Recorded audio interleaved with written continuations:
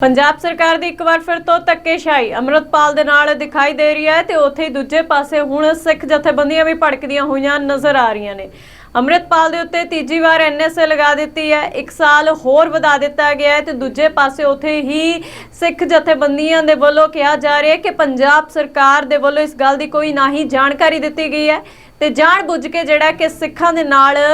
ਧੱਕੇਸ਼ਾਹੀ ਕੀਤੀ ਗਈ है। दोगला चेहरा निकल के बाहर आया तो दूजे पासे उत्थे वकील ईमान सिंह खारा का बयान सामने आ रहा है जिस दे तहत उन्होंने कहना है कि 18 अप्रैल नूं अमृतपाल दे उत्ते एनएसए वधाई गई, परंतु इस बारे कोई भी जानकारी जिहड़ी कि नहीं दी गई तो ना ही इसकी जानकारी परिवार नूं मिली तो ना ही सानू। तो जिस तो बाद हुण उत्थे ही पहला चर्चावां होईयां सी कि अमृतपाल नूं पंजाब दे विच लिआंदा जावेगा, पर हुण पंजाब दे विच ओह नहीं आ रहे। दूजे पासे इस गल तो हुण सिख जथेबंदियां पंजाब सरकार दे उत्ते लगातार पलटवार करदियां होईयां नज़र आ रहीआं ने। आओ तुहानूं सुणाउने पहलां उन्हां दे वकील ईमान सिंह खारा दा होर की कुछ कहना है। भाई अमृतपाल सिंह के ऊपर एक्सटेंड नहीं की गई, लगातार तीजी बार जो एनएसए है वो लगा दी गई है।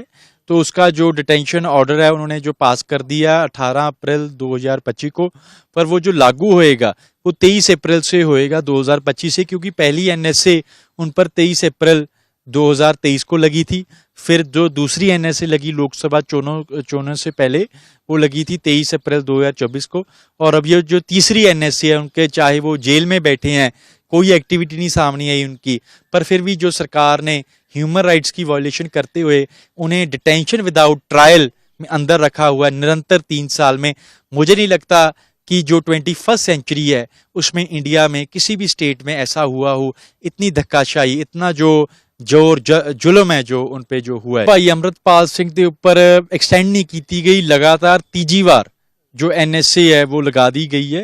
तो उसका जो डिटेंशन ऑर्डर है उन्होंने जो पास कर दिया 18 अप्रैल 2025 को, पर वो जो लागू होएगा वो 23 अप्रैल से होएगा 2025 से, क्योंकि पहली एनएसए उन पर 23 अप्रैल 2023 को लगी थी। फिर जो दूसरी एनएसए लगी लोकसभा चुनाव से पहले वो लगी थी 23 अप्रैल 2024 को, और अब ये जो तीसरी एनएसए है उनके चाहे वो जेल में बैठे हैं, कोई एक्टिविटी नहीं सामने आई उनकी, पर फिर भी जो सरकार ने ह्यूमन राइट्स की वायलेशन करते हुए उन्हें डिटेंशन विदाउट ट्रायल में अंदर रखा हुआ है निरंतर 3 साल में। मुझे नहीं लगता कि जो 21st सेंचुरी है उसमें इंडिया में किसी भी स्टेट में ऐसा हुआ हो, इतनी धक्काशाही, इतना जो जोर जुल्म है जो उन पे जो हुआ है। भाई अमृतपाल सिंह के ऊपर एक्सटेंड नहीं की गई, लगातार तीजी बार जो एनएसए है वो लगा दी गई है। तो उसका जो डिटेंशन ऑर्डर है उन्होंने जो पास कर दिया 18 अप्रैल 2025 को, पर वो जो लागू होएगा वो 23 अप्रैल से होएगा 2025 से, क्योंकि पहली एनएसए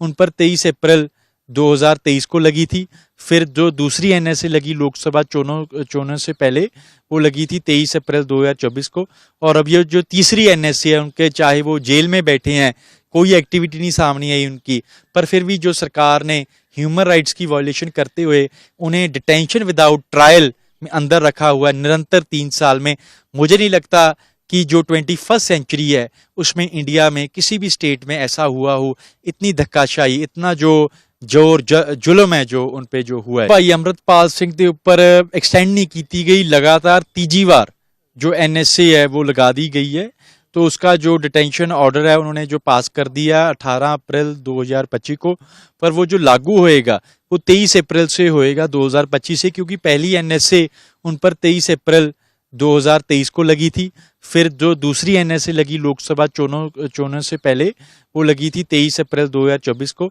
और अब ये जो तीसरी एनएसए है उनके चाहे वो जेल में बैठे हैं, कोई एक्टिविटी नहीं सामने आई उनकी, पर फिर भी जो सरकार ने ह्यूमन राइट्स की वायलेशन करते हुए उन्हें डिटेंशन विदाउट ट्रायल में अंदर रखा हुआ है।